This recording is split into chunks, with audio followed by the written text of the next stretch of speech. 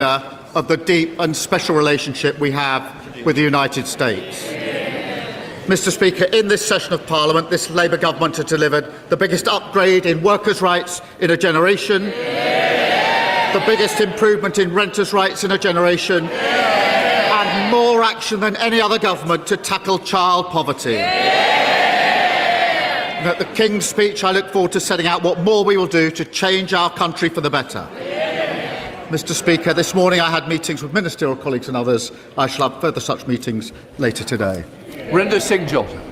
Thank you, Mr. Speaker. Can I firstly thank you for meeting with me recently to view a 1,000-paper crane folded by residents in Bearwood as a recognition of the diversity of Smethwick, in which neighbours and communities just get on with each other. Mr. Speaker, residents in my Smethwick constituency and across Sandwell benefit from the lowest council tax in the West Midlands, investment in new leisure centres, parks and all our libraries kept open. Sandwell's the third best in the country for fixing potholes, expanded breakfast clubs, free school meals and cheaper school uniform for our children. Does the Prime Minister agree that this is all down to a well-run Labour Sandwell Council and the changes brought back by this government, this Labour government, opposed at every opportunity by the Tories and Reform?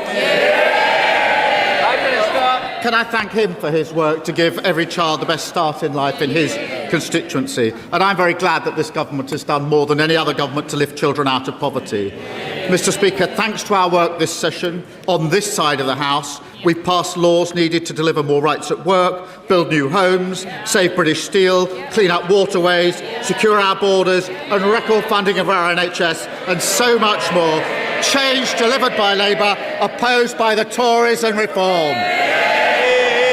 We come to the Leader of the Opposition, Kemi. Thank you. It's the end of this session, and what a contrast with the beginning, Mr. Speaker. Back in July 2024, those benches were full of sycophantic questions from adoring new MPs. Yesterday, the Prime Minister was reduced to begging those same MPs to save his own skin. Mr. Speaker, he's broken his promise to grow the economy. The only thing that's grown is the welfare bill. The only thing that's grown is the welfare bill. So can the Prime Minister tell us, how many more people are out of work and claiming universal credit since he took office? Prime Minister. Mr. Speaker, she talks about what we've done in relation to raising people out of work. We have the youth guarantee that we put in place for young people. We've raised the national minimum wage thanks to our Chancellor. We've helped young people into work by cutting NHS waiting lists thanks to the work of the Health Secretary. We put more police on the streets thanks to the work of the Home Secretary. And we've cut energy bills for young people thanks to the work of the Energy. I am very proud of what this Labour government has delivered in the first session of this Parliament. Mr. Speaker, the Prime Minister doesn't want to say how many more people, in fact, are out of work and claiming universal credit since he took office. Perhaps he doesn't know. So let me tell him. The number is 1.5 million people. That is the entire population of Leeds, Cardiff and Edinburgh put together. Hard-working people are being taxed more and more to pay for a ballooning benefits bill. So can the Prime Minister tell us why, on his watch, for the first time ever, we are now spending more on welfare than we earn in income tax? Prime Minister. Mr. Speaker, the welfare system she complains of is the one they put in place, Mr. Speaker. And, Mr. Speaker, we are reforming it to improve it. And what did they do when we put that forward? They voted to keep the same broken welfare system. Mr. Speaker, that answer was as honest as his reason for sacking Ollie Robbins. Perhaps he'd like to apologise for that right now. Let me tell him why we're spending more on welfare than we're earning in tax. It's because of him and his terrible policies. This is all under him. We are spending so much on welfare, we cannot afford to defend the country. And if he won't listen to me, Mr. Speaker, perhaps he'll listen to the former Labour Defence Secretary, Lord Robertson, who is saying, and I quote, "We cannot defend Britain with an ever-expanding welfare budget. I agree with Lord Robertson. Why doesn't he? Prime Mr. Minister. Speaker, this is the Labour government that increased defence spending, the highest sustained spend since the Cold War.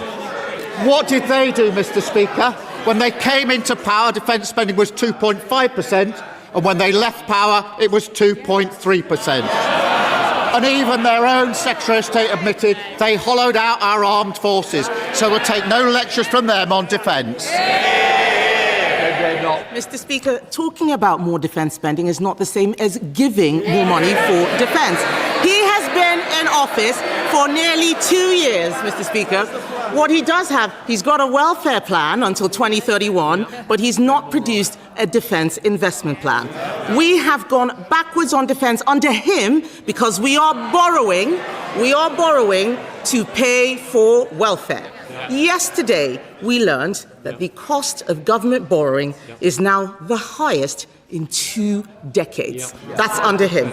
Instead of getting a grip on the economy, the Chancellor is briefing out rent controls to curry favour with left-wing backbenchers. This is not a serious way to run the economy. It is time the Prime Minister gives her an easier job. So will he listen to businesses, listen to the country and reshuffle the Chancellor? Mr. Speaker, at the spring statement, the Chancellor was very proud to say inflation was down to 3% and falling. 6 interest rates in a cut. We've seen the growth figures for the early part of this year.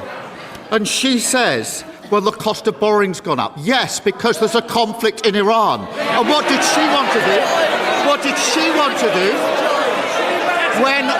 When I said we wouldn't be dragged into that war because I thought through the consequences, including the economic consequences, what did she do? She said we should jump in with both feet without regard to the consequences. She can't complain now about the implications.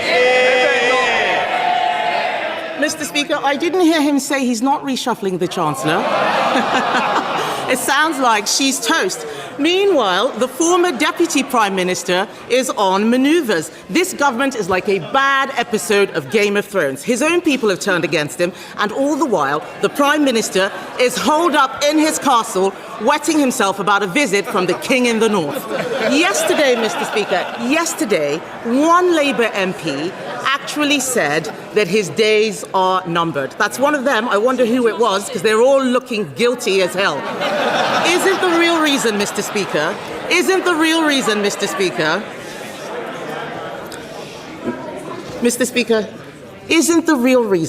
the Prime Minister can't cut welfare that he squandered all his political capital saving his own skin? Mr. Speaker, she talks about political games. That's what she was doing yesterday.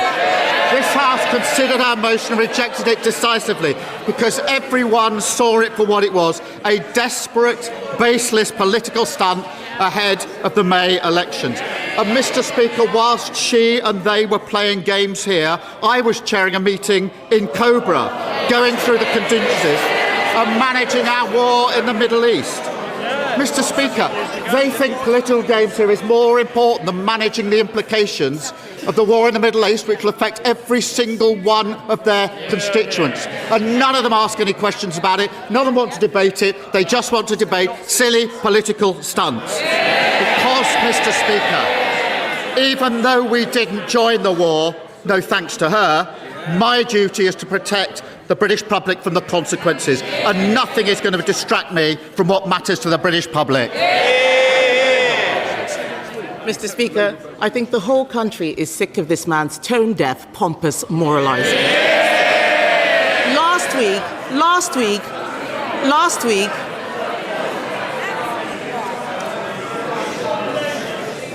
Last week, we all saw him punch the Speaker's chair. This is not a man who is in control. Since the last King's speech, it's been one disaster after another.